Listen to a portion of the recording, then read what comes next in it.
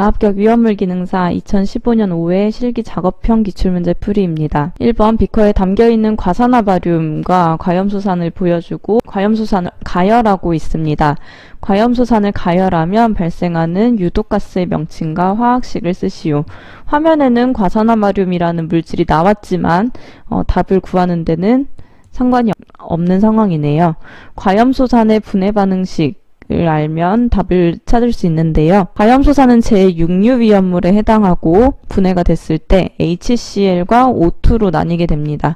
그래서 HCl, O2 이렇게 되는데 이 중에서 유독 물질은 두 개 중에 무엇이 될까요? HCl과 O2 중에서 산소는 직관적으로 기체이기 때문에 가스여서 산소를 쓰시는 실수를 할 수 있습니다. 하지만 유독가스라는 말이 나왔기 때문에 산소는 유독한 가스가 아니죠. 그러면 산소가 유독가스가 아닐 때 염화수소가 유독가스라는 걸 알 수 있겠죠.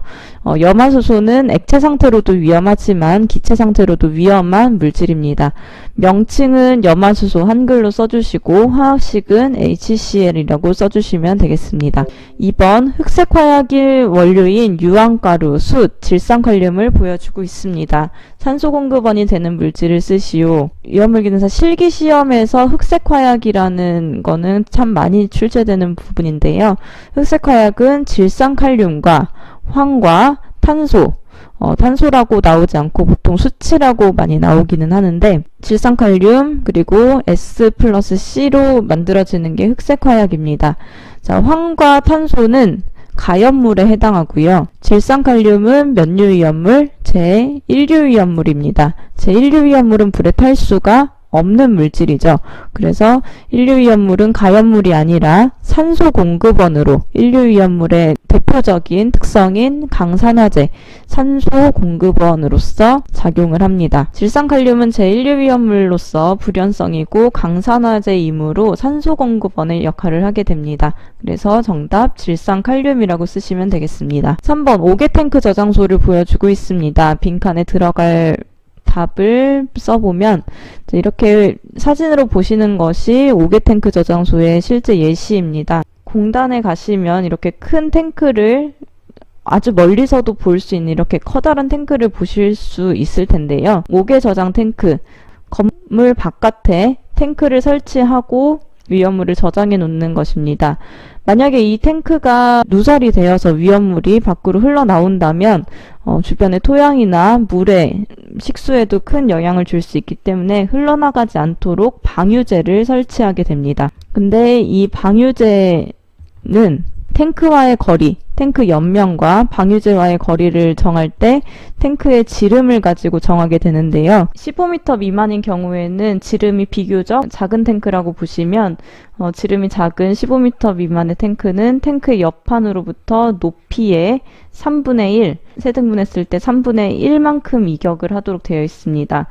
방유제와 옆판과의 높이를 비교적 조금 가깝게 하는 거라고 보시면 되겠고요.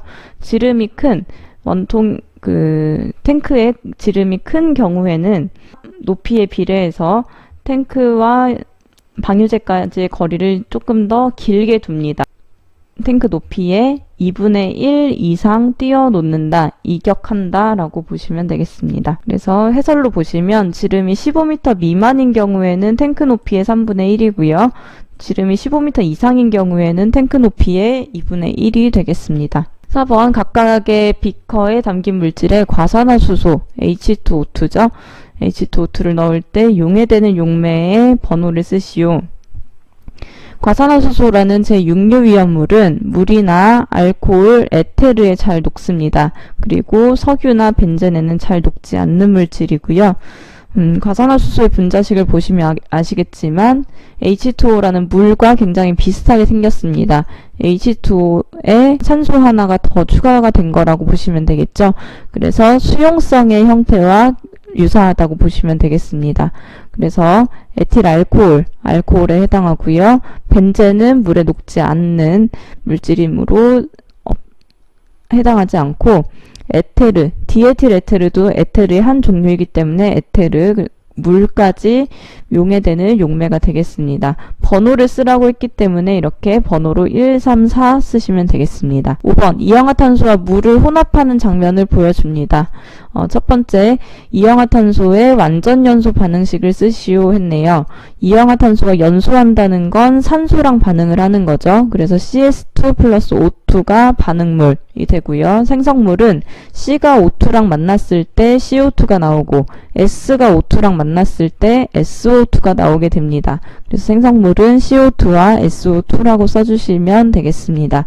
자, 그 다음에 미정계수법 쭉 해주시면 계수가 이렇게 CS2 플러스 3O2는 CO2 플러스 2SO2로 나오게 되겠네요. 자, 연소 반응식은 이렇게 쓰시면 되겠고, 나번 이氧화탄소를 물에 저장하는 이유를 쓰시오. 이氧화탄소는 사료위험물인데도 물에 저장을 합니다. 다른 사료위험물, 보통의 사료위험물은 물 위에 뜬다는 특징이 있는데 이氧화탄소는 비중이 1.26입니다. 그래서 물과 섞였을 때 물보다 무거워 가라앉습니다. 그리고 물에 녹지 않아요. 그래서 이러한 성질을 이용해 화재 시에는 물을 이용해서 끕니다. 대신 물을 이용하지만 냉각 효과가 아니라 질식 효과가 있고요. 이氧화탄소가 이렇게 있을 때, CS2가 있을 때 물을 뿌리면 CO2로 덮는 것 같이 물에 가라앉기 때문에 물이 산소를 차단해주는 질식 효과를 줍니다. 그리고 물속에 저장할 때 가연성 기체 발생을 막을 수 있기 때문에 또 물속에 저장을 하게 됩니다. 그래서 정답에는 물속에 저장 시 가연성 기체 발생을 막을 수 있다라고 써주시면 되겠습니다. 6번 강화액 소화기, 할론 소화기, 기계포 소화기를 보여주고 있습니다. 트리니트로 톨루엔에 적응성이 있는 소화기를 모두 고르시오. 트리니트로 톨루엔은 제5류 위험물이고요. 니트로화합물에 속합니다. 제5류 위험물은 주수 소화를 주로 하게 되어 있는데요. 질식 소화는 쓰지 않습니다. 왜냐하면 5류 위험물 안에 가연물과 산소를 같이 가지고 있기 때문에 질식은 외부의 산소를 차단한다고 하더라도 그 안에 있는 산소가 발생되므로 효과가 없고요. 냉각 효과에 해당하는 것을 골라보면 강화액은 물을 사용하는 거니까 냉각에 해당하겠죠. 할로는 억제 소화, 그리고 기계 포소화기는 포가 질식의 효과도 있지만 냉각 소화의 효과도 있다라고 생각을 하시면 됩니다. 그래서 강화액 소화기와 기계포 소화 설비가 소화 효과가 있고요. 이 소화기들은 어떤 효과? 냉각 효과를 가지게 됩니다. 그래서 냉각 효과라고 쓰시면 되겠습니다. 7번 물에 과산화나트륨을 넣는 장면을 보여주고 있습니다. 과산화나트륨과 물의 반응식. 과산화나트륨은 1류 위험물 중에서도 무기과산화물. 근데 이 무기물 중에서 나트륨은 알칼리 금속에 해당하죠. 그래서 알칼리 금속의 과산화물이고요. 이 물질은 물과 반응했을 때 이렇게 산소를 발생하게 됩니다. 그래서 반응물과 생성물 이렇게 써주시고 미정계수법 통해서 반응식 완성해 주시면 되겠고요. 과산화나트륨은 제1류 위험물 중에서 무기과산화물이기 때문에 지정수량 50kg이라고 쓰시면 됩니다. 자, 뒤쪽에 해설을 보시면 이렇게 미정계수법 완성해서 2Na2O2 플러스 2H2O는 4NaOH 플러스 O2이고 지정수량은 50에 킬로그램이라는 단위를 빠뜨리지 마시길 바랍니다. 8번 2층 건물로 표지판에 제1류 위험물 아염수산 나트륨이 표시되어 있는 옥내 저장소를 보여줍니다. 자, 이러한 옥내 저장소 앞에 게시판이 있는 화면을 컴퓨터 영상으로 보실 수 있을 거고요. 이런 경우에 바닥 면적의 합계는 어떻게 하나요? 바닥 면적은 위험 등급에 따라서 나뉘게 됩니다. 위험 등급이 1등급일 경우, 2, 3등급일 경우에 이렇게 면적이 나뉘고 이 두 경우가 합쳐진 경우에는 1500제곱미터인데 이거랑 상관없이 2층인 옥내 저장소인 경우에는 관계없이 1000제곱미터를 기준으로 합니다. 자, 여기 보시면 건물이 2층으로 되어 있다고 했죠. 그러면 위험 등급에 관계없이 바닥 면적 1000제곱미터라고 쓰시면 되겠습니다. 9번 제조소에 설치하는 게시판을 보여주고 있습니다. 자, 가번 제4류위험물을 저장하는 제조소 게시판은 어떤 주의사항을 하나요? 사료위험물은 운반용기 외부에 화기염금이라는 걸 표시하고 이 중에서 화기염금은 게시판으로 표시할 수 있는 주의사항입니다. 그래서 화기염금이고 이 주의사항의 바탕색과 문자색 화기면 불을 조심하라는 거죠. 불은 빨간색이므로 적색 바탕에 그리고 문자는 백색 문자가 되겠습니다. 화기염금을 설치하도록 되어 있고 화기염금의 경우에는 바탕은 적색, 문자는 백색 이렇게 나와 있네요. 다음 10번 문제는 질산암모늄이 들어있는 비커의 온도계가 20도씨고 물을 뿌려주니 0도씨가 됐다. 물을 뿌렸더니 온도가 내려갔다. 이때 반응은 주변에 있는 온도를 흡수했기 때문에 온도가 내려간 상황입니다. 그래서 이러한 반응을 흡열 반응이라고 합니다. 주위에 있는 열을 흡수한다고 해서 흡열입니다. 그래서 정답 흡열 반응이라고 써주시면 되겠고요.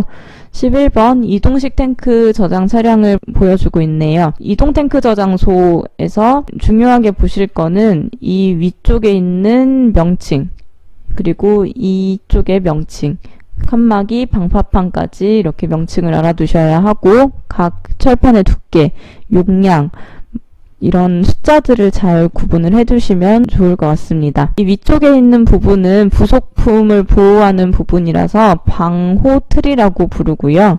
옆쪽에는 탱크가 굴러가다가 바닥에 딱 걸리게 더 굴러가지 않게 고여주는 역할, 측면 틀입니다. 그리고 칸막이는 이 탱크 겉에서는 보이지 않지만 그 안에 방이 있다고 보시면 돼요. 위험물이 들어가는 방이 칸칸이 있는데 4,000리터마다 칸이 하나씩 되어 있고 방파판은 차가 갑자기 브레이크를 잡았을 때 위험물들이 갑자기 앞으로 쏠리지 않도록 이렇게 출렁거리지 않게 해주는 수평 방향으로 되어 있는 판입니다.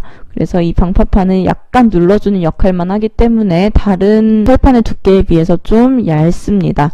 1.6mm고요. 문제 보시면 가번의 칸막이는 그 내부에 몇 리터마다 4,000리터마다 3.2mm 이상의 강철판을 하도록 되어 있습니다. 위험물의 힘을 견뎌야 하기 때문에 적당한 두께의 강철판을 사용하여야 하고요. 방파판은 위험물이 쏠리지 않게 약간 눌러주는 역할만 하면 되기 때문에 1.6mm의 강철판을 씁니다. 방호틀은 2.3mm를 쓰고요. 하나 더 하자면 측면 틀의 두께는 3.2mm로 하게 되어 있습니다. 자, 여기까지 정리를 하시면 가번의 4,000리터 그리고 니은은 3.2, 나번의 디귿은 1.6, 다번의 2.3mm까지 이 수치들은 아주 자주 나오는 부분이니까 그림과 연상해서 정리해 두시면 필기시험에 도움이 많이 되실 것입니다. 자, 여기까지 2015년 5회 위험물 기능사 실기 작업형 기출문제 풀이 마치도록 하겠습니다.